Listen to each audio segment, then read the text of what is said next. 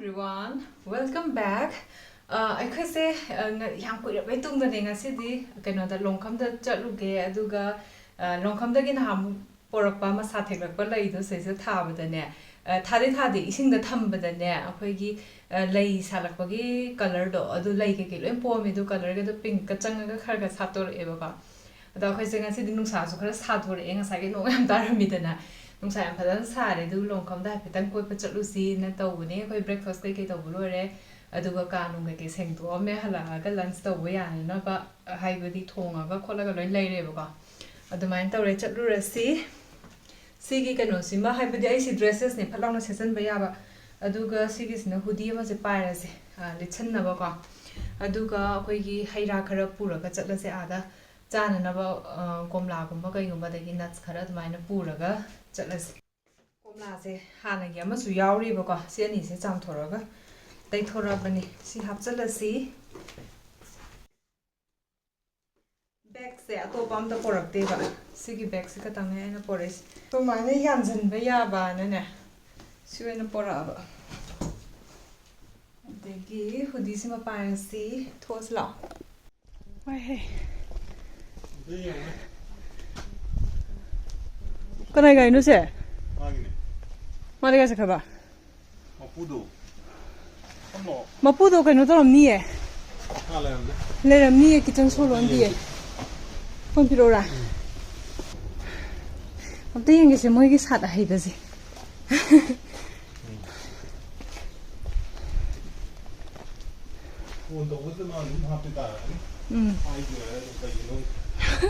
nói khăng nó là vẫn hàng từ ngarang hay gì vậy nè sao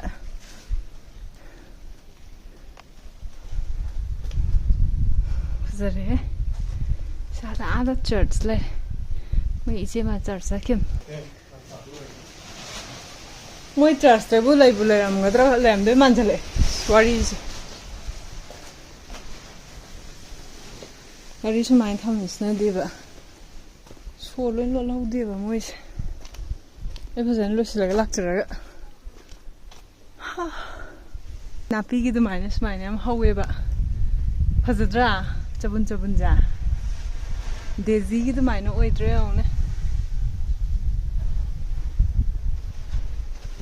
See, Anthony Harris. Zabun.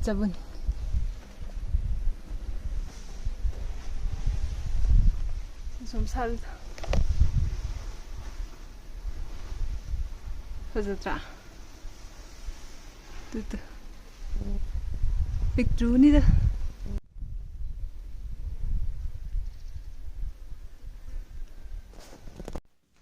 I could say break tire and a sagi garido, most church is a lama badugi, ngai, but when we come taraga, jackam to educa jackzari, jacket iron bene, they gang swine, ngapak nam nenga, tau boga, please have no lushla memo. Tell us this is grapes don't a saipirapada. The jump to over happy macana nuts carone, banana chips carone, see hapsilasi, as I come like her, so you already than a go. Grapes a day was it absolutely howler and maybe go. Lure, to no what or semo. Pumbaroga minute 48. Yeah.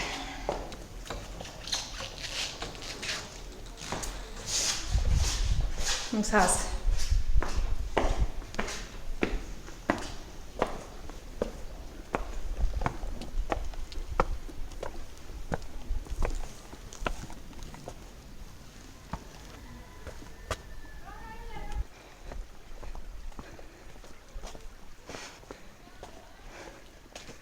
See, back ribbon.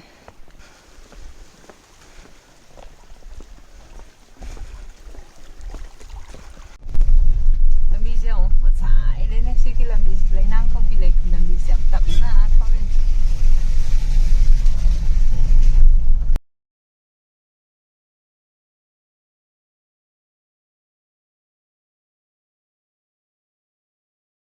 Siung sang mấy ham gì?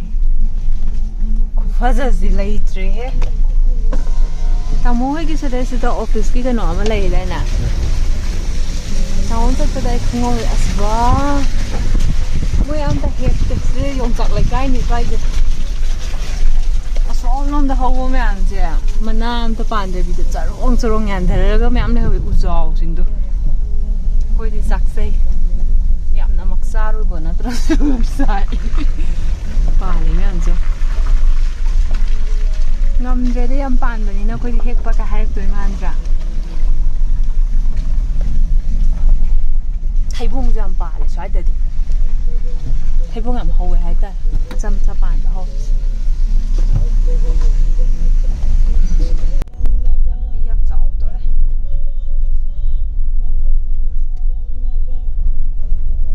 ꯅꯪꯅꯤꯡꯗ꯭ꯔꯦ ꯂꯝꯕꯤ ꯆꯥꯎꯕꯒ ꯂꯝꯕꯤ ꯆꯥꯎꯕ ꯅꯪꯕ ꯄꯥꯝꯗ꯭ꯔꯦ ꯑꯩꯈꯣꯏ ꯌꯨꯝꯗ ꯆꯠꯅꯤꯡꯉꯦ ꯌꯥꯝ ꯐꯖꯗ꯭ꯔꯦ ꯃꯣꯏ ꯌꯨꯝ ꯃꯈꯥꯗ ꯂꯩꯔꯤꯁꯦ ꯌꯥꯝ ꯅꯨꯡꯉꯥꯏꯔꯅꯤ ꯁꯨꯃꯥꯏꯅ ꯂꯩꯕ ꯏꯪꯅ ꯆꯤꯛꯅ ꯑꯗꯨꯕꯨꯁꯨ ꯅꯨꯡꯁꯥ ꯁꯥꯔꯒꯗꯤ ꯎꯐꯨꯟꯗꯤ ꯌꯥꯝ ꯆꯥꯅꯤꯍꯦ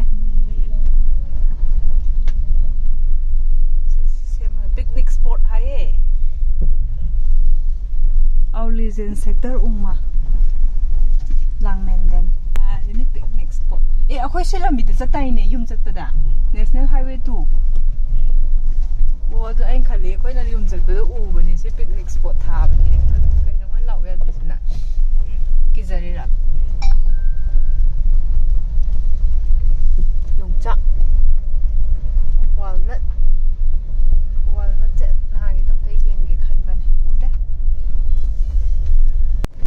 용자 하더니 용네 매암 시시 허리고 용자 남자 그 머니푸르 없어라마디 매암 변자저가 좀 방나데 또부디 시더기 뭐 곡중덕이 안 뿌리 이 용자도 그노기데 유업들 뭐 곡중 용자네 하이데 뭐 곡중기 용자니 하이데 뭐 Modi for peace and development सिगी कनोसे करीब ममिंगसे अनोइबसे विशा नते सिगी नागालैंड की मिनिस्टर तो माजी फाजन फाउरिने सेमजेन निमना मा रोइबी रोस्ट तौदना कमेंटी रोइबी तौदना याम नुंगाइरी मयामना माइ क्लिप मयामदो हाइबने अदुगी मतांगदसु इंडियन सिंगना अखोई नॉर्थ इंडिया दा चलगा अखोई सक्सिदा तौबगदो तौरियेबा ना आई नुंगाइबसिदे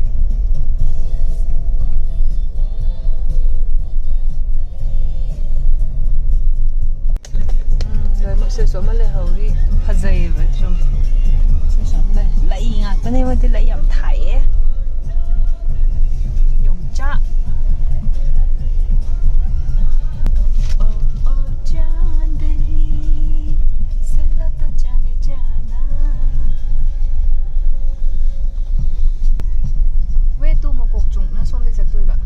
ꯆꯠꯀꯨꯝꯖꯤꯀꯣ ꯍꯣꯔꯦꯟ ꯆꯠꯀꯨꯝꯖꯤꯀꯣ ꯂꯝꯕꯤ ꯐꯠꯇꯦ ꯅꯍꯥꯟꯃꯨꯛꯁꯨ ꯑꯗꯨꯝ ꯈꯪꯕꯅꯦ ꯁꯤꯃꯤꯇꯔꯤ ꯑꯃꯁꯨ ꯂꯩꯔꯦ ꯁꯣꯝꯗ ꯅꯍꯥꯟꯒꯤ ꯃꯐꯝꯗꯣ ꯑꯁꯣꯝꯂꯣꯝꯗꯒꯤ ꯂꯥꯟꯊꯣꯔꯛꯄꯗꯣ ꯀꯅꯥꯅ ꯊꯥꯔꯝꯃꯤꯅꯦꯕ ꯁꯤ ꯃꯌꯥꯝꯁꯦ ꯕ꯭ꯔꯤꯇꯤꯁꯅ ꯑꯩꯈꯣꯏꯅ ꯁꯤ ꯀꯥꯕꯗꯣ ꯀꯥꯁꯦꯗꯣ ꯑꯗꯨꯒ ꯂꯣꯏ ꯐꯥꯎꯅꯕ ꯂꯦꯕꯤ ꯇꯥꯃꯣ ꯒꯥꯔꯤ ꯊꯧꯗ ꯌꯥꯅꯤ ꯑꯗꯣ ꯌꯥꯗꯤ ꯌꯥꯅꯦꯕ ꯁꯤꯁꯦ ꯑꯗꯨꯏꯁꯨ 하이스도 그래. 요살에 니 시지 나니 아파서가 우도 스카르부도 거의 아이디 스파카짜니 롱 터닝 장도는 과이 마탁다 미미 안 레라면 떠보다 용기가 수마이나 메이 타버시 얌 레호에 파이 남amdriba 비디오제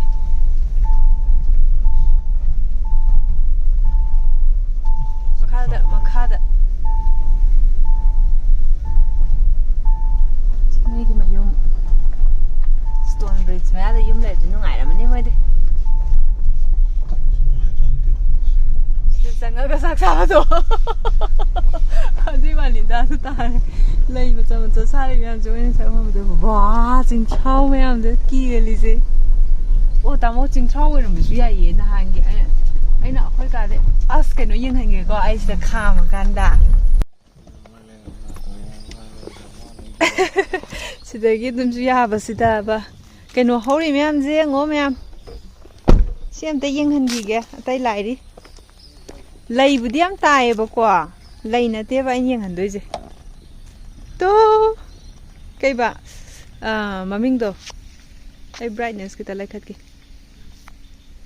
To fuyam jengo. Amda haro mamingdo. Funil. Funil ngakane si myam jeng. Iromba chaba hawi ka harakpudu mayamna. Akwai hingonda hawweba khara. Adudagi hega chabadu chagreba ngalaga adu thot thot lauraga oinambadu oiba ko. Paige hawdra. Yam hawri jeng saida gas. Yam hawi de saida. Cha da ba mala na khanbada mot. Si pandi jin. Akangwa man bas. Chingthau se lai myam keli je. Lai am tiang ke tau bane adu lai bak pa. Wadring de la o ne. La ke. Fa za u ja. Na mu yeng am ne tu. Ayung ang dang lit na ba pulit ni si se. Aina mathakta adum lit salak pa. Ingi na na. Nung sa sa tam ngam de na. Akoy kay no ma yeng je ba duga. Lay do sak pri yeng je ba. Wa. Musik se. Uwa cho je ma thatu dang chile. To.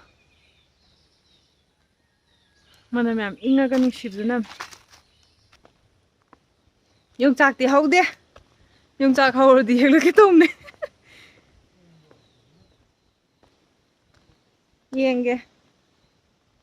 Nang ge pham du yo re amu. Cái nó đó longkhum gi stone bridge. To. Nung à, tên nên nung rau nung pa.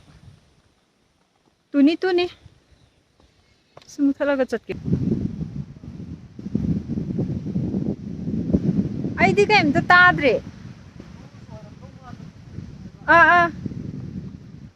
Lu soi be yawe kai no nung je kata num ba hai tar. Adu di balance to. Nung sa ju sare am kitang changre.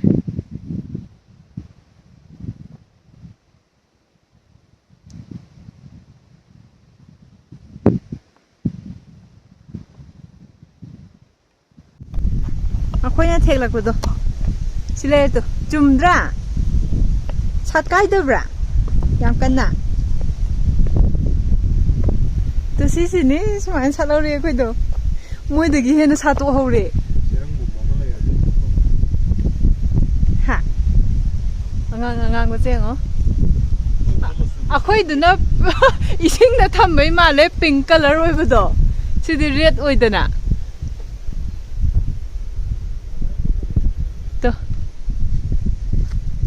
Sat kai da ba o smai na kha ka mai je phak to ho re phazai yeng ning ngi ba khoi na si na hang gi hai man ba ngang ko pan ba du se yam ki le manam de nuk sim ne ching thau am sa le as ba phazai se white pink ko este le yam kien ba ta ba ho wa nu sa se nung sa yam na yak pa se nungay sida nung sit yam sit pa ni na na koy gi kaino oi ba thandi hawai oi ba ta mo je sige je sa ka khula manam ga sa na me du ga thaka thame fazadre mo manam si how oh akoy na light aw tagtag hay gumba am ta pandi ne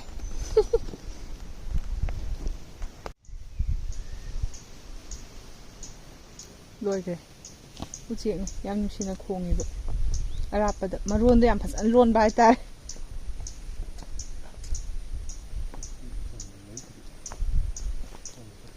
Isang yam lay di sa luno. Nanto ni. As phazai. Si ai na hamu photo number udu ne. Isang ya. Isang yang kappa mi jong ne. Nung khata ba du da. Ma ꯌꯥꯝ ꯐꯖꯕ ꯂꯩ ꯑꯃ ꯇꯥꯏꯌꯦ ꯑꯗꯨ ꯑꯣꯏꯗꯣꯏ ꯃꯥꯜꯂꯦ ꯇꯣ ꯑꯣ ꯂꯩ ꯀꯥꯏꯅꯣ ꯑꯣ ꯋꯥ ꯈꯨꯐꯖꯁꯦ ꯇꯨ ꯑꯦ ꯎꯔꯣꯏ ꯁꯤꯅ ꯀꯩꯅꯣꯅꯦ ꯑꯩꯈꯣꯏꯒꯤ ꯀꯩꯅꯣꯗꯣ ꯔꯣꯗꯣꯗꯦꯟꯗ꯭ꯔꯣꯟ ꯋꯥꯏꯜꯅꯦ ꯄꯨꯔꯥ ꯑꯩꯈꯣꯏ ꯌꯦꯡꯁꯦ ꯋꯥ ꯈꯪꯗꯦ ꯑꯣꯏꯔꯝꯗꯕꯁꯨ ꯌꯥꯏ ꯑꯁ ꯌꯥꯝ ꯐꯖꯩꯌꯦ ꯁꯤꯗꯤ ꯃꯁꯥꯗꯤ ꯁꯤ ꯑꯣꯏꯅ ꯊꯦꯛꯄꯅ ꯐꯅꯤ ꯄꯨꯡꯉꯣ ꯃꯤꯅ ꯎꯔꯒ ꯐꯖꯕ ꯌꯥꯝꯅ ꯐꯖꯅ ꯍꯧꯀꯣ ꯈꯨꯐꯖꯁꯦ ꯑꯁ ꯈꯨꯉꯥꯡꯁꯦ ꯄꯤꯡꯛꯇ ꯑꯌꯥꯛꯄ ꯑꯣꯏ ꯔꯦꯗꯀ ꯄꯤꯡꯛꯀ ꯃꯤꯛꯁ ꯑꯁꯤꯗꯤ ꯄꯥꯟꯕꯩ ꯋꯥꯅꯤ ꯌꯥꯝ ꯂꯥꯞꯄꯤꯗ ꯂꯥꯞꯄꯦꯗꯤ ꯅꯨꯡꯗꯒꯤ ꯌꯥꯝ ꯂꯥꯞꯊꯣꯛꯈ꯭ꯔꯦꯕ ꯁꯤꯗꯁꯨ ꯑꯉꯥꯡꯕ ꯃꯌꯥꯝꯁꯦ ꯑꯁꯤꯗꯤ ꯑꯃ ꯀꯩꯅꯣ ꯃꯥꯟꯕꯗꯨꯕꯨ ꯃꯥꯜꯂꯦ ꯆꯤꯡ ꯀꯔꯤ ꯀꯦꯒꯦꯒ ꯀꯔꯤꯕ ꯌꯥꯝ ꯊꯣꯠꯄ ꯑꯃ ꯂꯩꯕꯗꯣ ꯑꯉꯥꯡꯒꯤ ꯖꯟꯇ꯭ꯔꯗꯒ ꯑꯉꯧꯕ ꯀꯥꯏꯅ ꯍꯥꯞꯅꯕꯗꯣ ꯑꯉꯥꯡꯕ ꯀꯥꯏꯅ ꯂꯩꯕꯗꯣ ꯑꯗꯨꯝꯕꯗꯣ ꯃꯥꯜꯂꯦꯕ ꯃꯥꯅꯦ ꯑꯗꯨꯅꯤ ꯎꯃꯥꯒꯤ ꯆꯠꯄꯒꯤꯗꯒ ꯌꯥꯝ ꯍꯧꯕꯗꯨꯅꯤ ꯑꯁ ꯌꯥꯝ ꯐꯖꯩꯌꯦ ꯁꯤ ꯂꯩꯁꯦ ꯑꯁꯤꯗꯤ ꯌꯥꯝ ꯐꯖꯩꯌꯦ ꯌꯥꯝ ꯆꯥꯛꯑꯦ ꯈꯨꯉꯥꯡꯗꯨꯅꯦꯕ ꯌꯥꯝ ꯐꯖꯩ ꯍꯥꯏꯁꯦ ꯃꯤꯅ ꯃꯌꯥꯝ ꯍꯦꯛꯅꯈ꯭ꯔꯕ ꯃꯁꯥ ꯂꯣꯏ ꯊꯨꯗꯦꯛꯈ꯭ꯔꯕ ꯐꯛꯄ ꯌꯥꯎꯈ꯭ꯔꯦ ꯍꯥꯏꯃ ꯁꯥꯊꯤ ꯍꯥꯏ ꯑꯗꯨꯗꯤ ꯌꯥꯔꯣꯏ ꯇꯥꯅꯤꯀꯣ ꯈꯪꯉꯦ ꯁꯤꯁꯦ ꯎ ꯌꯥꯝ ꯊꯣꯠꯂꯦ ꯍꯥꯏꯕꯗꯣ ꯑꯩꯅ ꯑꯗꯨꯗꯨꯅꯤ ꯅꯍꯥꯟꯃꯨꯛꯀꯤ ꯇꯥꯅ ꯌꯨꯡꯕꯒꯤ ꯍꯨꯠꯄ ꯃꯌꯥꯝꯗꯣ ꯀꯨꯝꯃꯔꯣꯏꯌꯦ ꯂꯣꯏꯔꯒꯦ ꯑꯩꯗꯪ ꯀꯨꯝꯊꯒꯦ ꯀꯥꯏ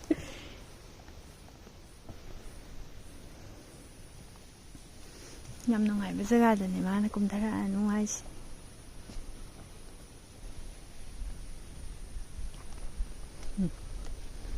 ꯆꯥꯛꯏ ꯁꯤꯗꯤ ꯑꯁ ꯁꯤ ꯂꯩꯁꯦ ꯌꯥꯝ ꯄꯥꯝꯖꯩ ꯍꯥꯏꯇꯥꯔꯦ ꯐꯖꯩ ꯁꯤ ꯋꯥ ꯃꯆꯥꯒ ꯋꯥꯁꯦ ꯌꯥꯝ ꯀꯨꯞꯄꯤꯗꯣ ꯏꯕꯨꯡꯉꯣꯅ ꯅꯍꯥꯟꯋꯥꯏ ꯄꯣꯔꯛꯑꯒ ꯊꯥꯔꯝꯕꯅꯤ ꯀꯩꯁꯥꯝꯗ ꯂꯩꯔꯤꯉꯩꯗ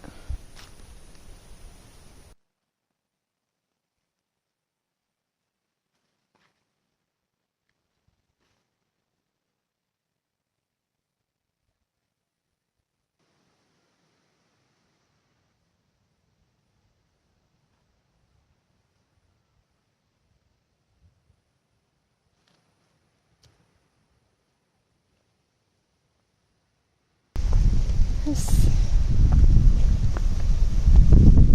ꯌꯥꯝ ꯅꯨꯡꯉꯥꯏꯔꯤꯍꯦ ꯁꯤꯗꯤ ꯃꯈꯥꯗꯅꯦ ꯌꯦꯡꯉꯤꯁꯦ ꯑꯩ ꯀꯩꯝꯇꯗ ꯌꯦꯡꯗꯦ ꯁꯤ ꯁꯨꯝ ꯊꯝꯕꯩ ꯋꯥꯅꯤ ꯁꯤꯅ ꯃꯈꯥ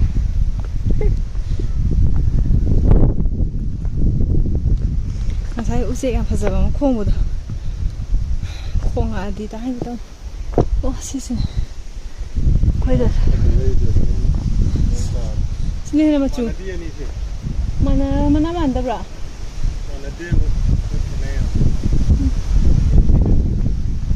ꯁꯤꯔꯥ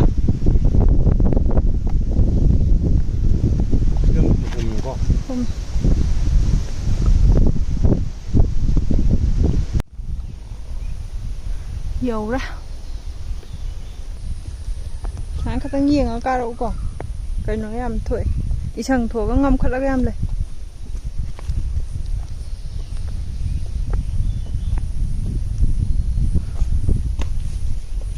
ꯌꯧꯔꯦ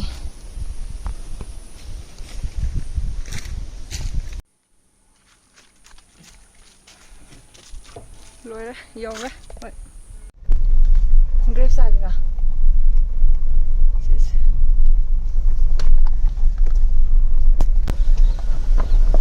ꯆꯤꯡꯊ꯭ꯔꯥꯎ ꯃꯌꯥꯝꯁꯦ ꯌꯦꯡꯉꯣ ꯈꯨꯐꯖꯁꯦ ꯃꯅꯝꯒꯗꯤ ꯑꯁ ꯈꯨꯐꯖ ꯑꯃꯅꯤꯀꯣ ꯁꯥꯠꯂꯤꯉꯩꯁꯦ ꯂꯝꯄꯥꯛ ꯊꯥꯕꯜ ꯆꯤꯡꯕ ꯌꯥꯔꯅꯤ ꯐꯅꯤ ꯁꯤ ꯔꯥꯎꯟꯁꯦ ꯆꯦꯟꯕꯁꯨ ꯌꯥꯅꯤ ꯑꯌꯨꯛꯀ ꯅꯨꯃꯤꯗꯥꯡ ꯋꯥꯏꯔꯝꯒ ꯋꯦꯠ ꯐꯅꯌꯥꯝ ꯇꯥꯅꯤ ꯍꯥ ꯋꯦꯗꯔꯁꯦ ꯈꯨꯐꯖ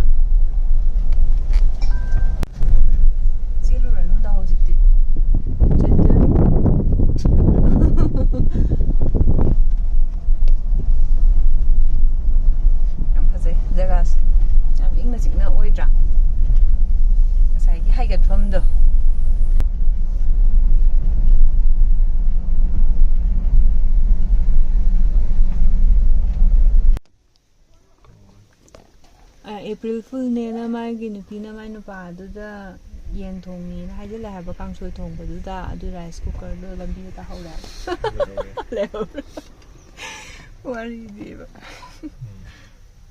I think aya ko dun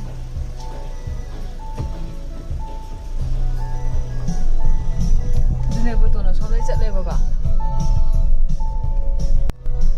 kai ba Niam pa singe.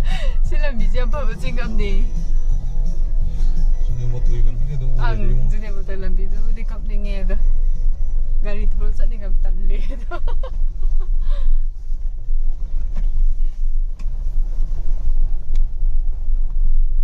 sila titit ka khong henga ke ha kang bu dum yom jare me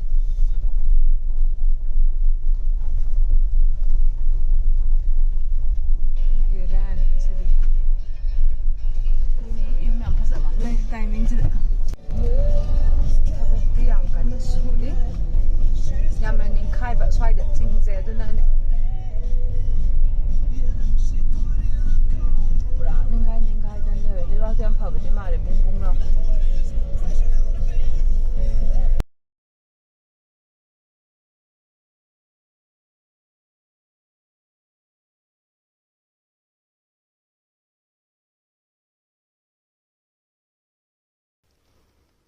ngang sak ngange video da di kya ngang de ba kano da di yam ngange imung da ga angang ma chu ondra